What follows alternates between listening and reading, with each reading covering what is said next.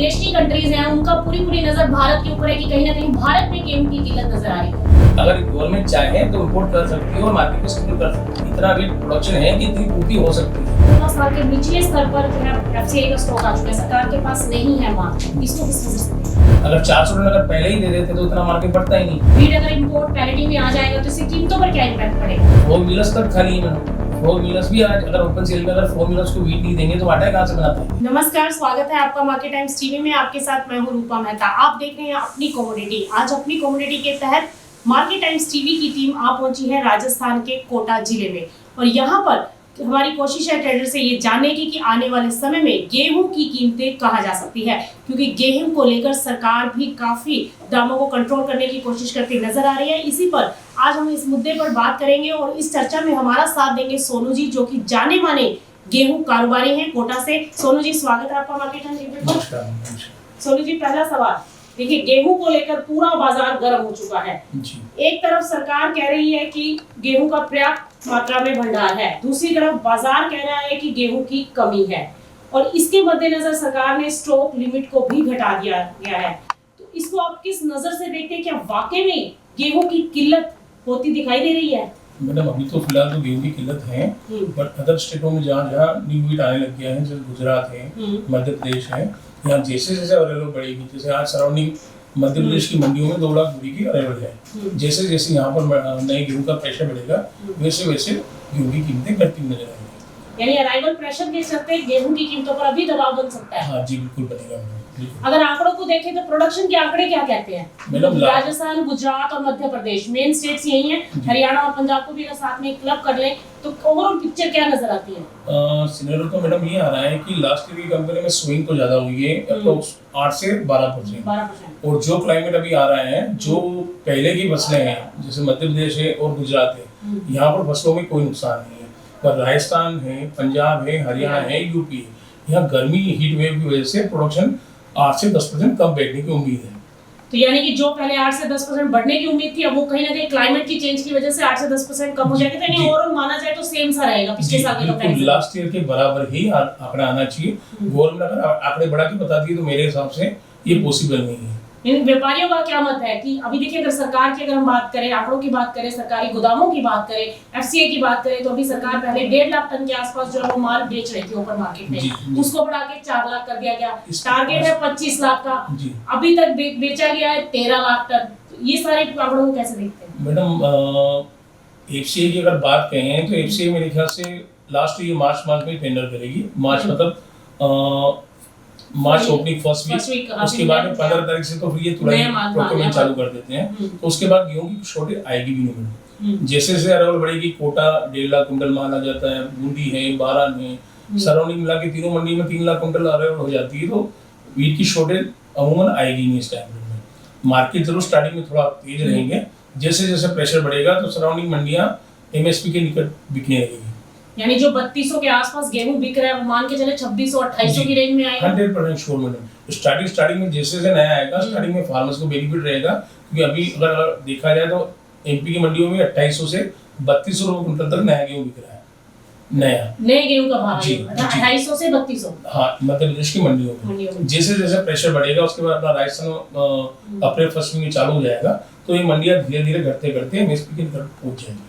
Stock की बात करें तो देखिए, यूएसडी का एक रिपोर्ट मैंने पढ़ी, उसमें ये कहा गया कि 16 साल के निचले स्तर पर जो है एफसीआई का स्टॉक आ चुका है, सरकार के पास नहीं है माल। इसको किस नजर से देखते हैं? एक्चुअल बेस में देखा जाए तो मैडम स्टॉक तो नहीं है। अगर स्टॉक इनके पास सरप्लस रहता तो स्टार्टिंग में ये ओपन सेल में 400 टन मिलर्स को दे सकते थे।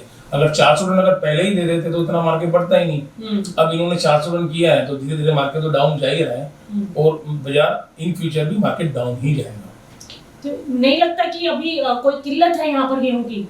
अभी फिलहाल पुराने गेहूं की तो किल्लत है मैडम। पुराने गेहूं तो फार्मर्स के पास, वो भी मान लीजिए किसी फार्मर्स के पास 500 कुंटल गेहूं पैदा होता है, तो वो उसने उनकी आवश्यकता अनुसार 50 कुंटल 100 कुंटल बचा के रखा होगा। कोई माल मंडी में आ रहा है, ट्रेडर्स के पास किसी के पास 250 टन लिमिट होने से भी कुछ होना नहीं है, क्योंकि ट्रेडर्स के पास 250 टन है ही नहीं ना किसी के पास। फ्लोर मिलर्स तक खाली है मैडम। फ्लोर मिलर्स भी आज अगर ओपन सेल में अगर फ्लोर मिलर्स को वीट नहीं देंगे तो आटा कहाँ से बना पाएंगे? जी, आपने कहा कि देखिए पुराने गेहूं की किल्लत है, लेकिन क्या जब नया गेहूं आएगा तो ये जो किल्लत है ये दूर हो जाएगी? बिल्कुल दूर हो जाएगी मैडम। इतना सरप्लस गेहूं आएगा, लेने वाला नहीं मिलेगा कोई। सीजन के अंदर आईटीसी और अगर एफसीआई नहीं हो तो इतना गेहूं जाएगा कहाँ मैडम? अब देखिए ऑस्ट्रेलिया ये कह रहा है कि यहाँ पर भारत में गेहूं की जो है कमी है, उनके उत्पादकों के लिए बहुत बड़ा मार्केट है, भारत जो है वो गेहूं आयात कर सकता है, इंपोर्ट ड्यूटी घटा सकता है। तो ये मतलब बाहर की जो विदेशी कंट्रीज हैं उनका पूरी नजर भारत के ऊपर है कि कहीं ना कहीं भारत में गेहूं की किल्लत नजर आ रही है। एक्चुअली मैडम वहाँ पे एक तो फार्मर्स हाईटेक टेक्नोलॉजी से फार्मिंग करते हैं, क्षेत्रफल ज्यादा है, पॉपुलेशन कम है, तो वहाँ प्रोडक्शन अच्छा है। वीट के अगर मार्केट के हिसाब से देखा जाए तो रसिया, यूक्रेन और ऑस्ट्रेलिया तीनों जगह से इंपोर्ट हो सकता है। ऑस्ट्रेलिया रशियन के अगर युद्ध बंद हो जाता है उसका भी इफेक्ट बहुत ज्यादा मार्केट में आएगा। और इंडियन गवर्नमेंट ये चाह रही है कि इंडियन वीट से ही अगर इंडियन पूर्ति हो जाती है तो क्यों इंपोर्ट किया जाए? क्यों? क्योंकि उनको पेमेंट भी उनकी मुद्रा डॉलर में करना पड़ेगा, तो विदेशी उनका स्टॉक जो है वो कम हो जाएगा। तो इसलिए कोशिश गवर्नमेंट की गई है और इतना वीट प्रोडक्शन है कि इतनी पूर्ति हो सकती है। इंडिया के अंदर जितना प्रोडक्शन है उससे उनकी पूर्ति हो सकती है। ऐसा नहीं कि बिल्कुल इंडिया में गेहूं की शॉर्टेज है। यानी आपके कहने का मतलब है कि जब नई अराइवल्स पूरा मार्केट में आ जाएगा तब कोई शॉर्टेज की बात नहीं रहेगी, बिल्कुल नहीं रहेगी। और अगर उनको लगता है तो चाहे तो इंडियन गवर्नमेंट के पास ऑप्शन है, वो चाहे तो असली वीट मंगा सकते हैं, इंपोर्ट ड्यूटी कम करके मार्केट स्टेबल हो जाएगा। आज मान लीजिए 40% इंपोर्ट ड्यूटी है, अगर उसको 10% कर देंगे तो मार्केट पेरिटी में आ जाएगा। अभी यूं स्टार्टिंग में 25 बिकता है, अगर वेयर हाउस में उसको आप स्टॉकिंग करते हैं तो ब्याज भाड़ा मिला के 25 से 30 रुपये पर महीने का खर्चा आता है। वो जोड़ के अगर अपन ट्रेड करें तो ऑस्ट्रेलिया भी 6 महीने बाद या 4 महीने बाद अगर मार्केट वहां पर भी स्टैंड रहता है तो इंपोर्ट वीट ऑस्ट्रेलिया का पैरिटी में आ सकता है आपकी साउथ की पोर्ट पे। वीट अगर इंपोर्ट पैरिटी में आ जाएगा तो इससे कीमतों पर क्या इम्पैक्ट पड़ेगा? कीमतें डाउन रहेगी ना मैडम, डाउन रहेगी जी बिल्कुल डाउन रहेगी। अगर इंपोर्ट ड्यूटी अगर वो डाउन कर देंगे और इंपोर्ट ड्यूटी की वजह से अगर साउथ की मिनरल्स को अगर पैरिटी में माल पोर्ट पे मिलने लग जाएगा, चंडीगढ़ पोर्ट है, चेन्नई पोर्ट है, तो उससे उनकी पैरिटी बढ़ जाएगी, वो इधर का वेट क्यों उठाएंगे ज़्यादा। तो अगर गवर्नमेंट चाहे तो इंपोर्ट कर सकती है और मार्केट को स्टेबल कर सकती है।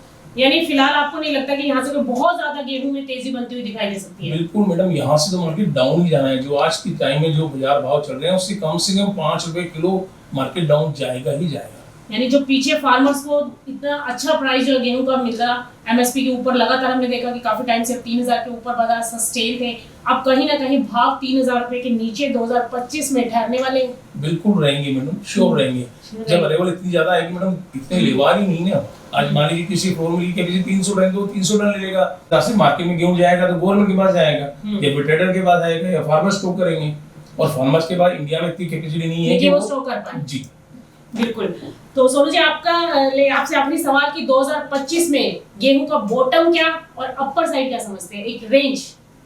बॉटम तो मैडम 2500 रुपए क्विंटल होना चाहिए और मैक्सिमम 3000 होना चाहिए। बहुत बहुत शुक्रिया सोनू जी आपकी इस तमाम जानकारी के लिए। तो आप सुन रहे थे सोनू जी को, जो कि गेहूं के एक जाने माने बहुत बड़े व्यापारी हैं और जिनका साफ तौर पर कहना है कि फिलहाल गेहूं के अंदर कोई बहुत ज्यादा तेजी की उम्मीद नहीं है। और कहीं ना कहीं जो ये खबरें निकल कर आ रही है कि आने वाले समय में भारत में गेहूं की किल्लत हो सकती है, उस पर भी इनका साफ कहना है कि ऐसा कुछ नहीं है, क्योंकि जैसे जैसे नई माल की अराइवल्स आएंगी तो ये किल्लत की जो खबरें निकल कर आ रही है इन पर भी कहीं ना कहीं पूर्ण विराम लगता हुआ दिखाई देगा। बहरहाल देखना होगा सरकार की नीतियां कैसी रहती हैं इंपोर्ट ड्यूटी को लेकर, और इसके साथ मौसम भी अपना अहम रोल प्ले करता हुआ नजर आएगा। फिलहाल सबकी नजरें मौसम पर और सरकार की नीतियों के ऊपर टिकी हुई है कि सरकार क्या वाकई से इस चुनौती का सामना कर पाएगी कि जो ये खबरें निकल कर आ रही है कि यहाँ पर गेहूं की किल्लत देखने को मिल रही है। फिलहाल मार्केट टाइम्स टीवी में इतना ही। आप मुझे और मेरी टीम को दीजिए इजाजत। नमस्कार।